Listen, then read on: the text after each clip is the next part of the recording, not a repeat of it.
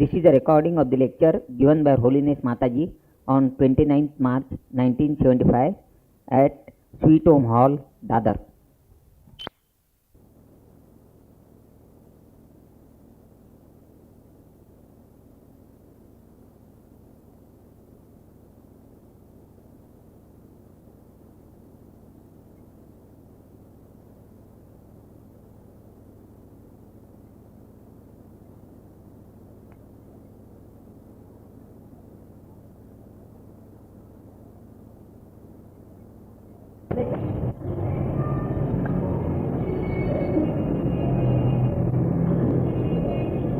आज तक आपको मैंने काफ़ी मर्तबा काफ़ी समझा के दिखा के प्रॅक्टिकल करके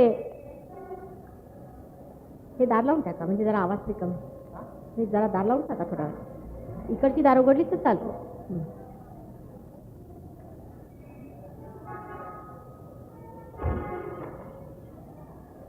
आपसे बताया था पहले भी कि सहज योग क्या चीज़ है, उसमें क्या होता है,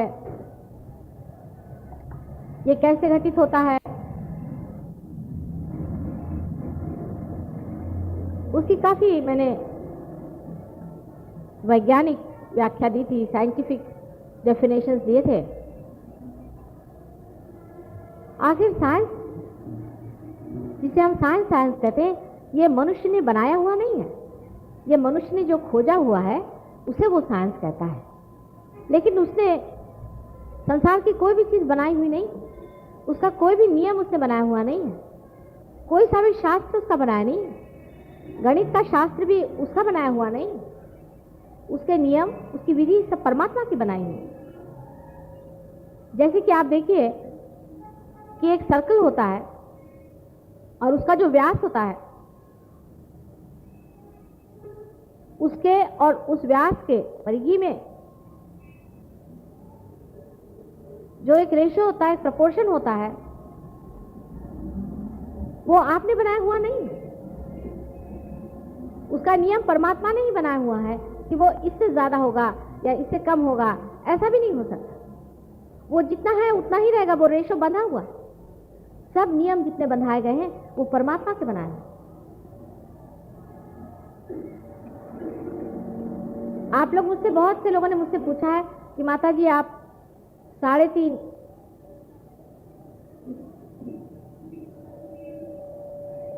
कुंडल क्यों कहती हैं, कुंडलिनी के 3.5 कुंडल क्यों कहती हैं. ये एकदम साइंटिफिक बात है, जो समझने वाला है वो समझ सकता है. आपने कभी घड़ी को देखा है क्या? घड़ी में आप देखें तो सर्कल का जो व्यास होता है जिसको कि आप डायामीटर कहते हैं, और जो सर्कमफरेंस होता है,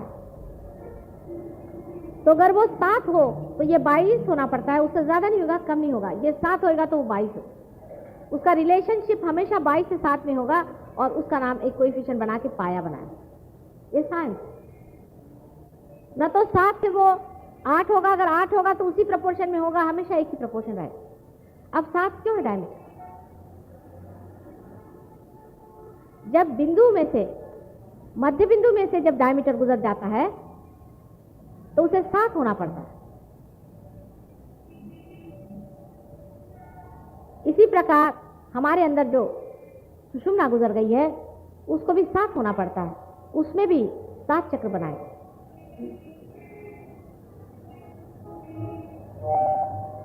और उसमें 3.5 इसलिए होना पड़ता है क्योंकि अगर डायमीटर को आप आधा कर दीजिए तो आप 3.5 हो जाते हैं. अगर आप 3.5 वलय बनाएं, उस पाया के रेशो में अगर आप 3.5 वलय बनाएं, एक के ऊपर एक, एक के ऊपर एक, कुंडलिनी जैसे, और बीच में से अगर आप लकीर खींच दें तो उसके बराबर 7 टुकड़े हो जाएंगे, लेकिन वो 3.5 वलय होगा. है कोई यहाँ साइंटिस्ट, मैथमेटिशियन? क्या है, बरोबर है कि नहीं?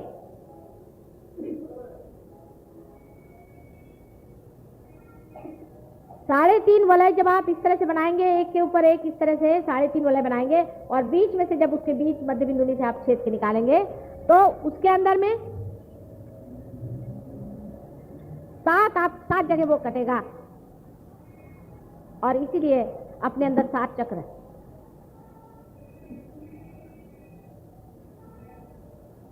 लेकिन सर्कमफरेंस का हिसाब किताब अलग रखता है कि 22 का आप 11 करिए तो 11 होता है। देखिए कितना गणित, हर एक चीज का कितना गणित आप देखिए कि जो मध्य में चीज चलती है वो 7 के हिसाब से चलती है, और जो उसके प्रकाश में चीज चलती है उसका जो प्रकाश होता है वो 11 के हिसाब से। इसलिए अपने यहाँ अगर किसी को रुपया देते हैं तो 11 देते हैं। अब आपको समझ में आया होगा कि 11 का क्या महत्व है। हमारे शास्त्रों में जो चीजें लिखी हुई हैं ये अनादि हैं। उसको बड़े बड़े गणितज्ञ भी नहीं समझ पाएंगे, क्योंकि वो साधुओं ने जो कुछ खोजा वो लिख दिया। उन्होंने लिखा कि कुंडलिनी 3.5 बार लपेटी हुई एक कॉइल है, एक कुंडल है, लेकिन उन्होंने ये नहीं बता पाए वो कि क्यों है। साइंटिस्ट बता पाएंगे कि अगर 3.5 इस तरह से आप लपेटिएगा तो पूरा सर्कमफरेंस उसका कवर हो सकता है, उसके बगैर हो ही नहीं सकता। और उसमें बराबर 7 ऊपर से नीचे तक आप छेद दीजिए तो उसमें बराबर 7 चक्र तैयार हो जाए। अब साइंटिस्ट इधर में खोज रहे हैं और वो ने उधर खोज दिया। अब इन दोनों के बीच का एक दुआ है, वो सहयोग से हो सकता है। सहयोग, साइंस जहां रुक गया है, साइंस जहां झुक गया है और साइंस जहां हार गया है, वहां उसको आशा दे सकता है और उसे जता सकता है कि जो उन्होंने बताया है वही तुम्हारी किताबों लिखा है। परिभाषाओं का फर्क है और उसका कारण क्या है। सहयोग उन साधुओं से भी परे आपको ले जाएगा, उन ऋषि मुनियों से भी परे आपको ले जाता है जिन्होंने ये खोज के निकाला है। आपको आश्चर्य होगा पर है बात नहीं। हमने बहुत बड़े साधु योगीराज देखे हैं, वो ऐसे यहाँ पैसा ऐसा इकट्ठा करते नहीं फिरते हैं। वो बहुत बड़े जन हैं, अपने संसार से बाहर रह करके और संसार की वाइब्रेशन से सेवा करें।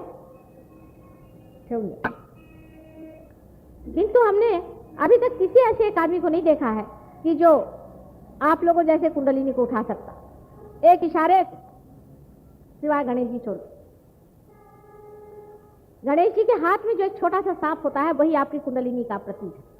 सिवाय गणेश जी छोड़ के और आप लोग जो कि मेरे बेटे हैं और मेरी लड़कियां हैं और जो मेरे सहस्त्रार से पैदा हुए हैं, मैंने किसी को नहीं देखा है कि जो कुंडलिनी को इशारे पे खड़ा करते। बात सही। इसमें बहुत से लोग ये कहेंगे कि साहब ये कैसे, इन लोगों ने इतनी मेहनत करी, इतना किया, ये कैसे। एक पते की बात आपको बता दें कि राजा का मंत्री होता है, वो सब कुछ जानता है कि राज्य को कैसे चलाना है और वो सारा राज्य का कारभार संभालता है, सब कुछ है। लेकिन जो घर की लक्ष्मी होती है, रानी होती है, वो अपनी चाबियां अपने बच्चों के हाथ में देती है, लेकिन मंत्री के हाथ में नहीं देती। होंगे पढ़े लिखे, बहुत विद्वान होंगे बहुत पहुंचे हुए पुरुष, लेकिन मेरे सहस्त्रार से पैदा जो नहीं हुए हैं, जब तक वो इस बात को मान नहीं लेते कि वो मेरे बेटे नहीं है, उनको अधिकार नहीं मिल सकता और मिला नहीं। इसके लिए बहुतों ने मुझसे सवाल जवाब किए हैं, अपने शिष्यों ने भी, कि माता जी हम उनके पास गए थे, उस गुरुजी के पास गए थे, वो इतने बड़े आदमी हैं, आप भी उनको मानती हैं, पर उनको तो ये काम नहीं आता है जैसा हमें आता है। हमें सब मालूम है कि कौन सी चक्र कहाँ पकड़े होते हैं, कहाँ कैसे होते हैं, और हम लोग तो यूं करके और ऐसा हाथ कर देते हैं तो चक्र दूसरे के छूट जाते हैं और हमारे इशारे पे हजारों की कुंडलिनियाँ उठती है और हम सबको पार करा देते हैं। तो ये कैसे? वजह यह है कि तुम सब मेरे सहस्त्रार से पैदा हो। एक और ऐसा इंसान है, ईसा मसीह, जो कि मां के हृदय से पैदा हुआ था, उसको भी अधिकार था,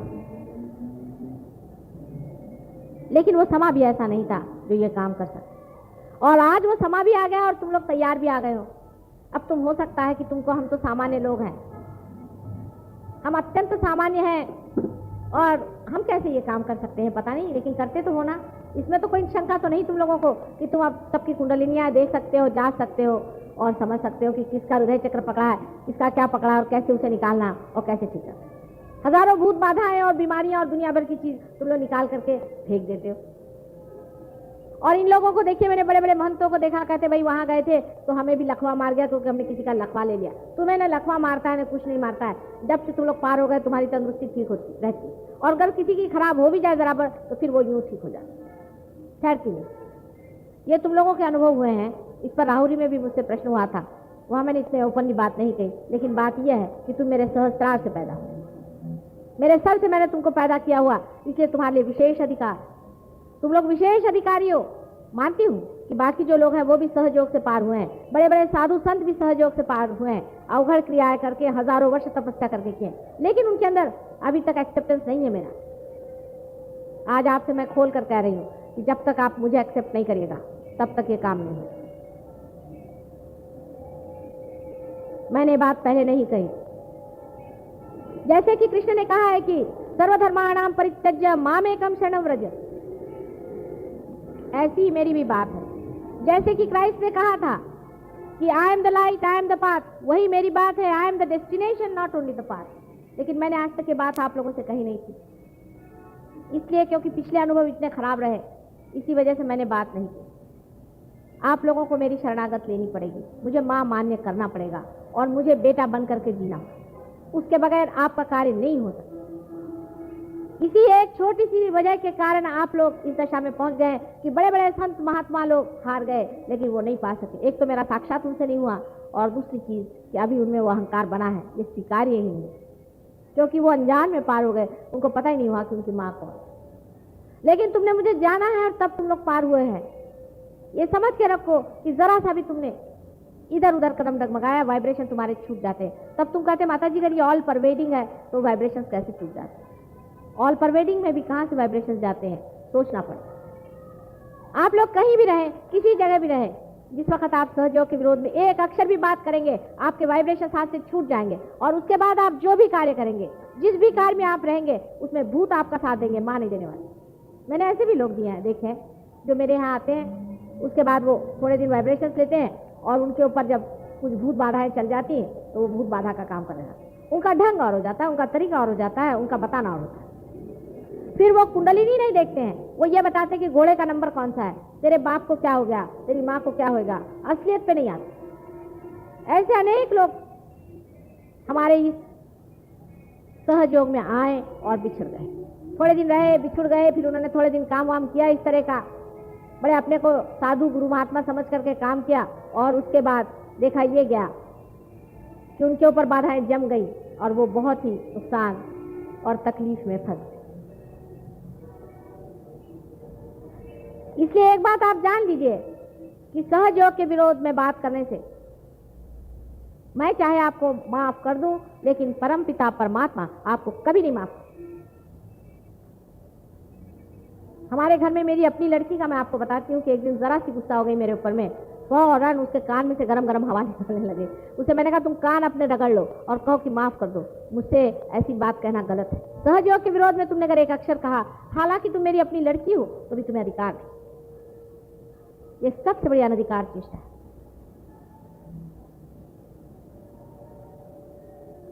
जो मैं आपके सामने आज खड़ी हूं, या आप लोगों के संचित, आप लोगों के बुलाने का फल है। ऐसे भी देखिए कि मंदिरों में और मस्जिदों में और जहां जहां भक्त लोग माँ को पुकारते हैं तो माँ का हृदय उछलने लग जाता है। आपने देखा है कि जब कभी आप कुछ गाना जरा सा भी गाते हैं, मेरे सारे बदन से अनगिनत वाइब्रेशंस बहने लग जाते हैं। अगर कहीं पर भी मैं ऐसा अगर गाना भी सुन लूँ या रिकॉर्ड सुन लूँ या सिनेमा में ऐसा दिखाई दे जहाँ माँ को पुकारा जा रहा है, मेरे सारे बदन से करोड़ों रश्मियाँ जैसे वाइब्रेशन निकलने लग जाते हैं। या आपने भी जाना होगा, आपने भी देखा हुआ है, इस चीज़ को आप भी समझते हैं कि ऐसा माँ को होता है। आज वो समय आ गया है कि जब आप ही का मांगना, आप ही की चाहत, आप ही लोगों की पुकार साकार मेरे अंदर हो जाए। मैं स्वयं से नहीं आई हूँ, मैं आप ही के पुकार से आई हूँ। आपके अनादिकाल से जो पुकार और चिल्लाहट हो रही थी, उसी के कारण मैंने शरीर की धारणा।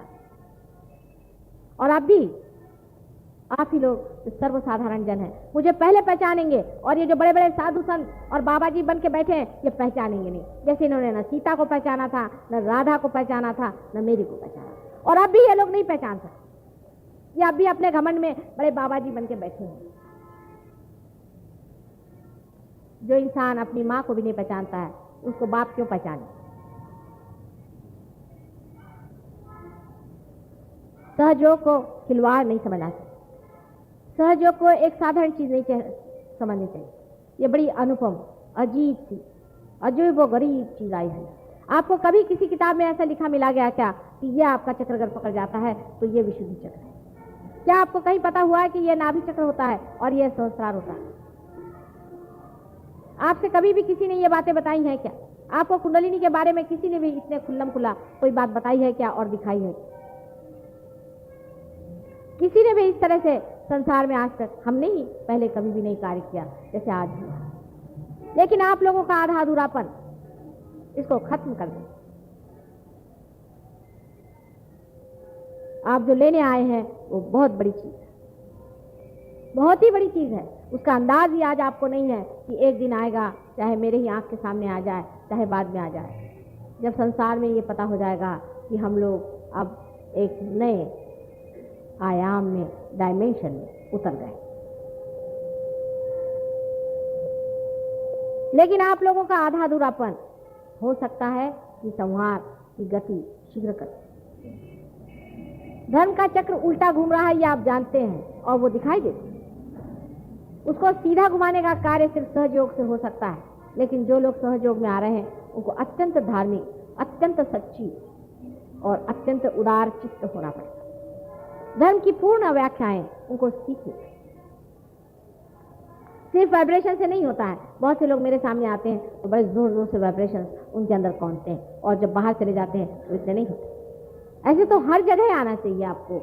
ऐसी कौन सी जगह है जहां हम नहीं? हर जगह ये वाइब्रेशन आपके आने चाहिए और इतने बलवत्तर होने चाहिए कि किसी भी प्रकार के काले वाइब्रेशन इसके ऊपर नहीं चलते, क्योंकि आप जीवंत हैं। अभी हम रांजनगांव के गणपति के पास गए थे, वहां हमने देखा रांजनगांव के गणपति को। उस गणपति में से बहुत थोड़ी थोड़ी वाइब्रेशन आ रहे थे और जो लोग हमारे साथ थे वो इतने आश्चर्य में हो गए कि जागरूक स्थान का है तो इसमें वाइब्रेशन तो इतने कम आ रहे हैं। मैंने कहा पहले तो ये बात सोचो तुम कि इसको पहचाना किसने कि जागरूक स्थान। ये मनुष्य की किमिया है कि उसने पहचाना कि जागरूक स्थान है। वो कोई ना कोई बड़ा भारी साधु संत रहा होगा जिसने वहां वाइब्रेशन देखे होंगे और कहा होगा कि जागरूक स्थान। फिर जब वो जागरूक पत्थर लाया गया, हो सकता है किसी ने उसमें शेप देने के लिए थोड़ा बहुत हाथ फुराया हो सकता है, नहीं भी हो सकता है, क्योंकि मनुष्य की अकल ऐसी अपनी जैसे दौड़ती है ना, उसको छूने की कोई जरूरत नहीं थी। उसके बाद में उसके अंदर जो पुजारी हमने देखे उनके सबके चक्र पकड़े हुए, वो जितने भी पुजारी हैं उनके चक्र पकड़े हुए हैं और उस पर जो सिंदूर चढ़ाया था और उस पर जो गेरू चढ़ाया था वो सब पकड़ा। मनुष्य को इतनी अकल जरूर है कि ये जागरूक स्थान है, लेकिन इसकी अकल नहीं है कि अब भी इसमें से वाइब्रेशन पूरे आ रहे हैं कि आधे आ रहे हैं कि कौन से वाइब्रेशन आ रहे हैं। 3 चक्र उस मूर्ति के भी पकड़े हुए थे और मेरे समझ में नहीं आया। जब मैं जाकर अंदर में बैठी मंदिर में तो पंडित जी कहने लगे कि आप अंदर नहीं बैठ सकते, आप बाहर बैठिए और उसको हाथ नहीं लगा सकते। तो मैंने सोचा अगर इसको हम हाथ भी नहीं लगा सकते तो इसको हम क्या कर सकेंगे, तो मूर्ति ऐसी रह जाएगी। तो पीछे से गए, पीछे से जा करके उस मूर्ति की ओर हमने देखा और जा करके उसमें अपना सर सहस्त्रारी जा करके लगा दिया तो उसमें से अंदर से इतनी जोर से वाइब्रेशन निकलना शुरू।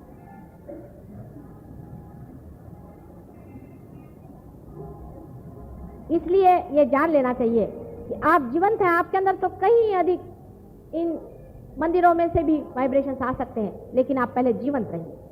मरी हुई चीजों का जो लोग शौक करते हैं, मरी हुई बातों का जो शौक करते हैं, वो लोग मर जाते हैं, जिंदा होते हुए भी मर जाते हैं। जड़ वस्तुओं के पीछे में भागना एक इस तरह का शौक है, उसकी और भागना या उससे भागना दोनों एक ही। संन्यास भी लेना वही चीज है और संन्यास से भागना वही, दोनों में कोई अंतर नहीं है। आप अपनी स्थिति पे खड़े हो जाइए। पहली चीज है अपनी स्थिति बनाई, दूसरी चीज है अपना धर्म बनाई। धर्म का मतलब है आप अपने अंदर से इन वाइब्रेशंस को पूरी तरह से बहने दीजिए। आपका मन होता है आप कहीं गए, आपने देखा ये आदमी गिर गया, दौड़िए उसको फौरन पकड़िए, उसको वाइब्रेशन दीजिए, बचाइए। दुनिया कहेगी कहने, आपके अंदर से वाइब्रेशंस बह रहे हैं, यही आपका धर्म है। मैंने आपसे बताया कि सोने का धर्म ये नहीं कि वो पीला है, उसका धर्म वो भी नहीं कि उससे कुछ जेवर बन जाता है। उसका धर्म एक ही है कि वो किसी चीज से खराब नहीं होता। इसी तरह से हीरे का एक धर्म है कि वो हर चीज को काट सकता है, वो हार्डेस्ट चीज है।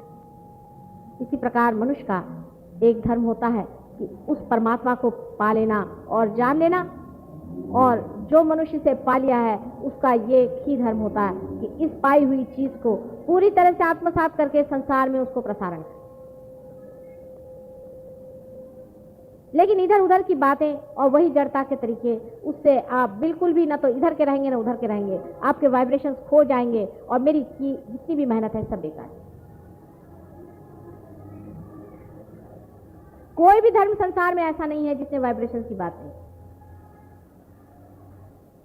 माने असली धर्म किसी ने भी ऐसा नहीं कहा है कि वाइब्रेशंस नहीं होते हैं। हर एक जगह इसे रूह कहते हैं, किसी वाटर ऑफ लाइफ कहते हैं, कुछ भी कहते हैं, लेकिन हर जगह इसका कहा है वाइब्रेशंस होते हैं। और हिंदू धर्म में तो साक्षात आप जानते हैं कि इसी पर न जाने कितनी विवेचना की गई है आदि शंकराचार्य ने भी।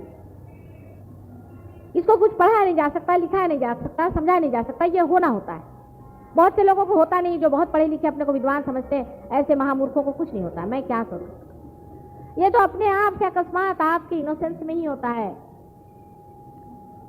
बहुतों को हो जाता है, हजारों को होता है, और आपको भी होना चाहिए। लेकिन बेकार की झूठी बातों को अगर आप पकड़ के रहिएगा, और अगर आप झूठी बातें करिएगा और झूठी बातों पे ही आप पूरी तरह से जमे रहिएगा, तो आपको जड़ बना रही है। तो इस जड़ता से आप भी तो जड़ ही हो जाएंगे। जो चैतन्य आपके अंदर से बह रहा है उसको आप कैसे, किस प्रकार प्रसारित कर पाए। थोड़ा बहुत समय इसके लिए देना पड़ेगा, ऐसा मैं पहले कहती थी, ये बात सही है। लेकिन ये प्रायोरिटी की चीज है, आपकी प्रायोरिटीज बदलनी पड़ेगी। थोड़े दिन में आप इस प्रायोरिटी में जब आ जाएंगे तो इसका मजा आपको आएगा। सारे संसार के जितना सुख और मजा है, सारे संसार का जितना आकर्षण और सौंदर्य है, सारे संसार का जितना भी धन दौलत लक्ष्मी सब कुछ जो भी है, जो कुछ भी जिसे आप नॉलेज कहते हैं, जिसे आप ज्ञान करके समझते हैं, वो सबका स्रोत यह है। ये जानता भी है, प्यार भी करता है और सौंदर्य है। यही वो शक्ति है जिसके बारे में हमने हजारों बार पढ़ा है और हजारों बार इसके बारे में हमने जाना है। इसी शक्ति के सहारे सारी सृष्टि की रचना हुई है, आपकी रचना हुई है, और इसी के द्वारे आप भी उसको जानेंगे जो ये शक्ति। एक बहुत बड़ी बात है, वो धीरे धीरे फैलना चाहिए। इतनी बड़ी बात जल्दी नहीं फैल सकती, कोई सी भी जीवंत चीज़ है धीरे धीरे पनपती। लेकिन मैं देखती हूँ जड़ जम गई है, इसकी जड़ बहुत गहरी जम गई है। अभी मैं राहुरी से होकर आई हूँ, मुझे बड़ी खुशी हुई कि वहाँ के साइंटिस्ट लोगों ने इसे बिल्कुल साइंटिफिकली प्रूव कर दिया। अपने पौधों पर, इस पर, उस पर एक्सपेरिमेंट करके एकदम साइंटिफिक चीज़ बना ली है। और वो कह रहे थे कि हम गवर्नमेंट से भी इसके लिए लड़ेंगे कि यही चीज़ सत्य है और बाकी सारे जितने भी असत्य हैं उसका नाम सत्य देने से वो सत्य नहीं है। आपकी अपनी शक्ति, आपकी अपनी शक्ति उस शक्ति से एकाकार हो जा रही है जो आपके अंदर बसी है। जैसे कि जमुना में बहुत से मटके रहते थे और उन मटकों में पानी रहता था। जब उन मटकों में छेद हो जाता था तभी वो पानी और उन मटकों का पानी एकाकार हो जाता था। उसी तरह से आपका भी हाल होना चाहिए। आप भी उसको उसी तरह से जानें और पाएं। जैसे गोपी और गोप कृष्ण के ज़माने में खोज रहे थे और जानने के प्रयत्न में थे, आज आपको वो चीज़ पूरी तरह से मिल रही। मैंने आपसे अनेक बार बताया है कि मैं गोप्य से गोपनीय, इसकी जितनी भी गहराई की बातें हैं सब आपको बताने ही के लिए आई हूँ, लेकिन उसके अधिकारी हो जाए। जिनका अधिकार नहीं है उनको ये बात नहीं बता सकती थी। इसीलिए जो बात आज मैंने सर्वप्रथम कही है, इससे पहले कभी भी इसे खोल कर कही।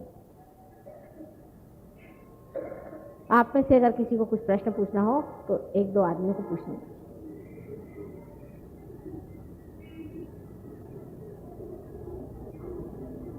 गरम है, गरम तो शाखा भी कर देती बस।